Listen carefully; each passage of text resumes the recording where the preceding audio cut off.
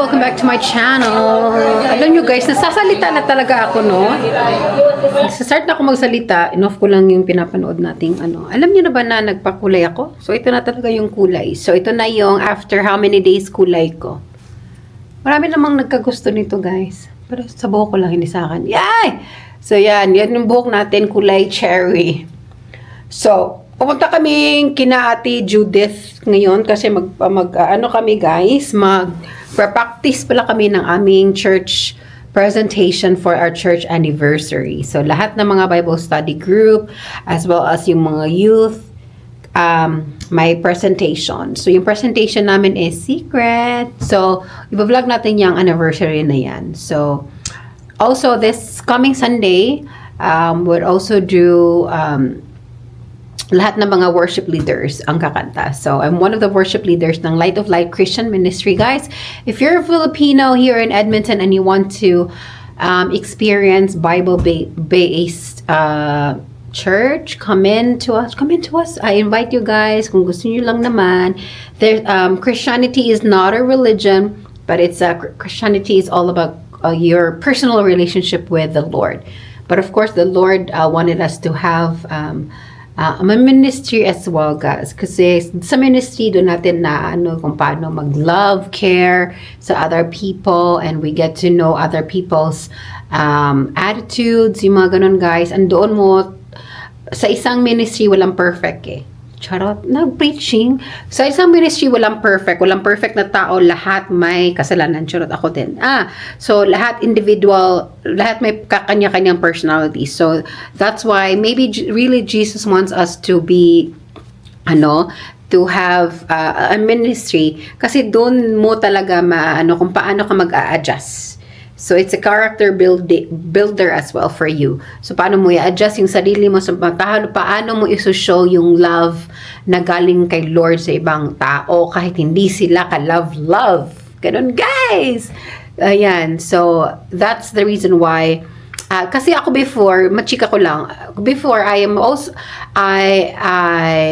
was born again. Not born again, of course. I was born again in spirit, second year college. That I get to know Christ deeply, in a deeper sense.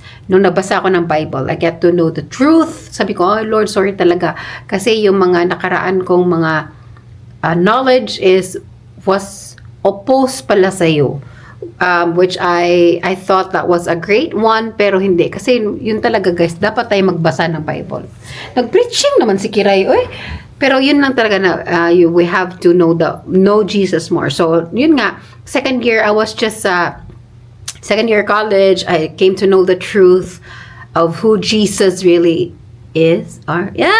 Of who Jesus really is. And then, my perception about Jesus Christ changed like 360 degrees.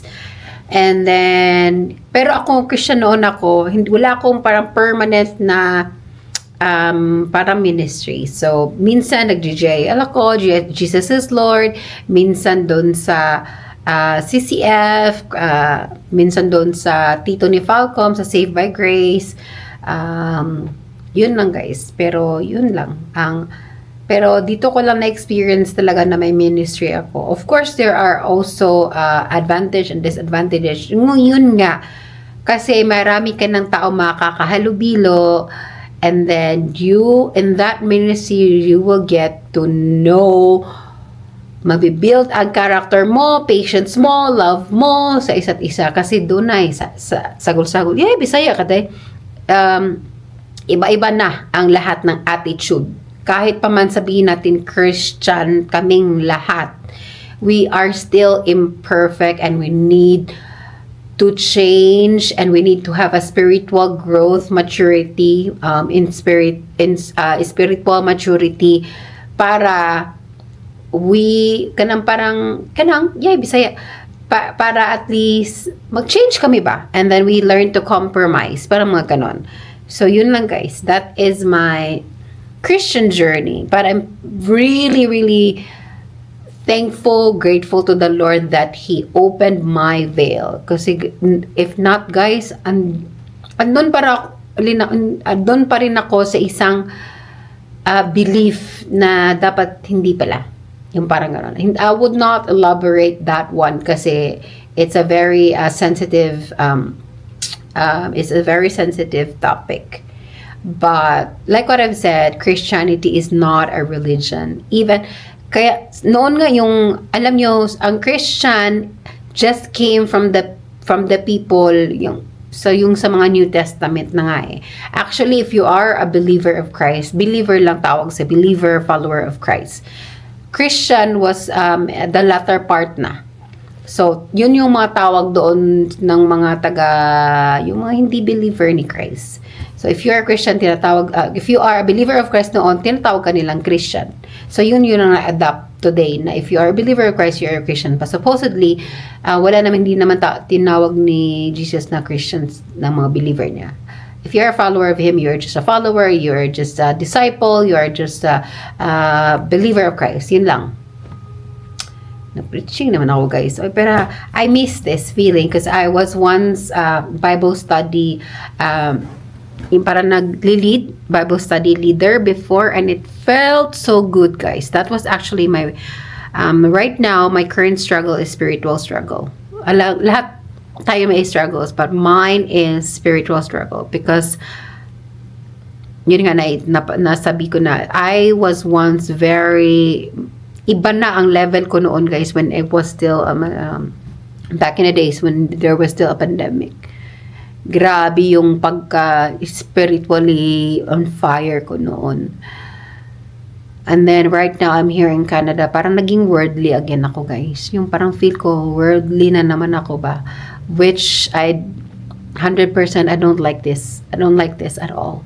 Kasi before, kung sa ano nyo talaga, grabe na yung I learned to, basta ibang feeling, nasa deeper ako, parang iniba talaga na ako ni Lord. And I'm actually asking for the Lord to change me, to be with me.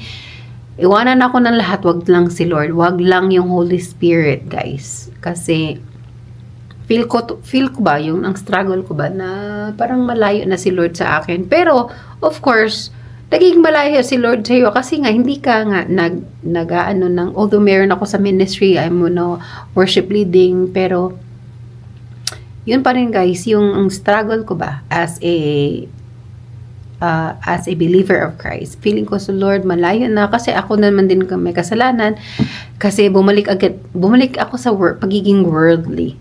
Yun lang masasabi ko. I am just very honest to myself. Worldly nga talaga ako ngayon. Parang naging carnal Christian na naman ako ba. Yung ganon.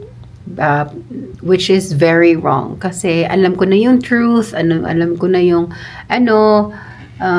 what will glorify the Lord and what are the things that will not glorify His name. Yun nga.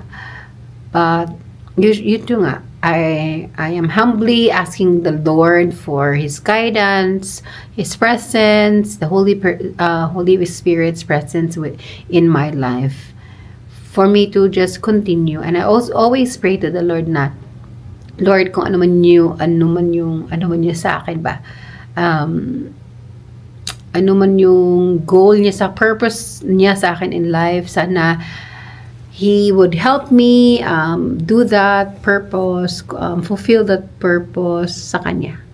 Yan. Kasi all of these things, guys, this financial, mayaman ka man, popular ka man, ka ba, sikat ka ba, maganda ka ba, sexy ka ba, it's futile to the Lord. It's very futile. Futile? Anong spelling? Yeah, it's very futile to the Lord. Kasi lahat niyan is not for eternal. Hindi mo yan madadala eternally.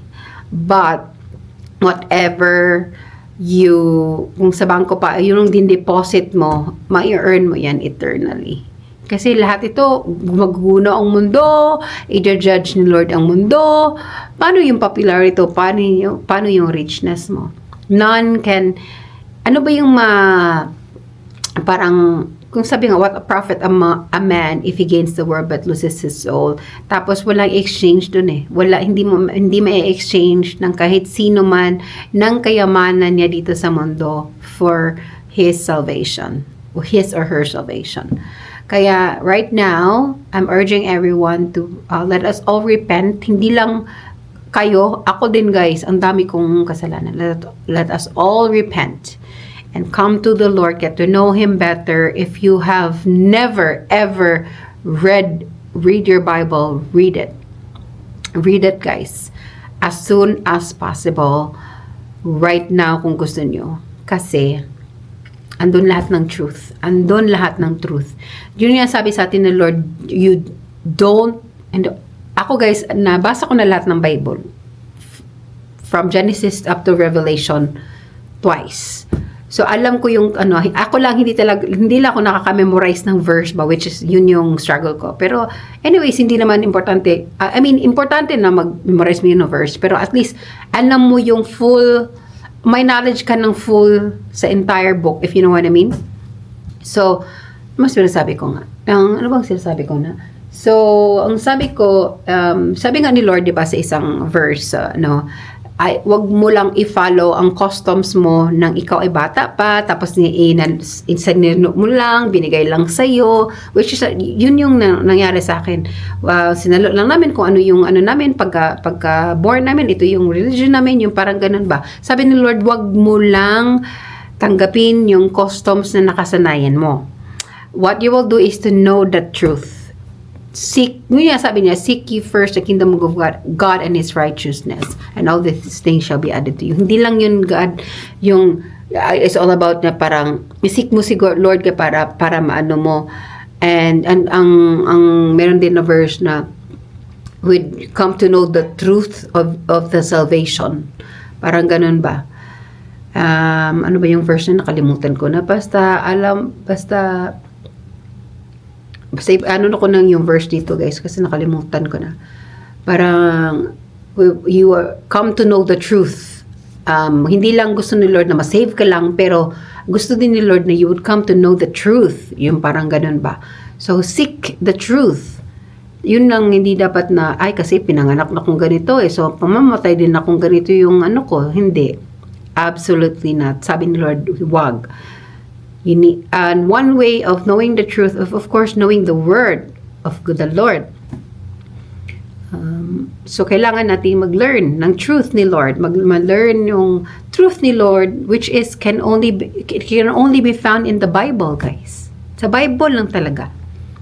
So, the preachers, the teachers, the pastors, the whatever they are, whoever they are, they can only teach us some parts.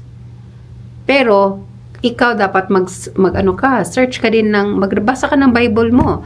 Kasi nowadays, especially, marami na ding mga false teachers. And if you are not knowledgeable enough sa Bible, matideceive ka talaga. So, I'm happy. I'm very happy na naread ko na yung Bible kasi madidiscern ka ng Holy Spirit eh. Pag may mag-aano sa'yo, where there is a preaching, tapos alam mo na yung Bible, ilang beses ko na talaga malito yung sinasabi niya ba. Kaya, yan yung pinaka maganda yung gawin guys. Maganda natin gawin, basahin natin yung Bible kasi nowadays, Jesus told us, on the last days, maraming mga false prophets. So if you are not ready, if you are not equipped with the full knowledge of the Lord, deceive ka. Deceive tayo. But I really thank the Lord that I already read the Bible twice and I'm on my third ba? Or I'm on my first, tapos ko na yung isa, tapos basta na full from Genesis to Revelation, nabasa ko na yan guys. Alam ko na lahat ng ganyan. Right now, I think I'm on my second, going to the finish na sa second kasi nasa Titus na ako ngayon. Yun lang guys. So that is actually my Christian journey. Yan, naging Christian journey naman tong vlog na to guys. But I really thank the Lord. Every day ko yung pinagpapasalamat. Hindi mang everyday, pero every now and then ba, napagpapasalamat talaga ako, Lord, na Lord, thank you so much that you really opened my veil. Not just my veil, but my family's veil. Alam mo guys, ako yung pinaka-first pa. Machika ko lang. Ako yung pinaka-first na Christian namin. Ako yung pinaka-first na nagsabi na, hoy, ito pala, ito yung Bible, ito yung sinabi ng Bible, and I'm very, very grateful sa grace ng Lord, guys. Walang ni isa sa family ko na nag-oppose. Walang isang pamilya, guys. Naiyak ako ba? Walang isa sa pamilya ko na nag-oppose na di ba alam mo yun, yung parang may nalaman ka tapos kayo may religion kayo tapos may isang ka-member kayo nagsalita, mali pala yung yung ating pinaniniwalaan before. Tapos syempre hindi, magpapakamatay ako sa aking wala, guys. And I'm very thankful to the Lord for that grace talaga. Wala.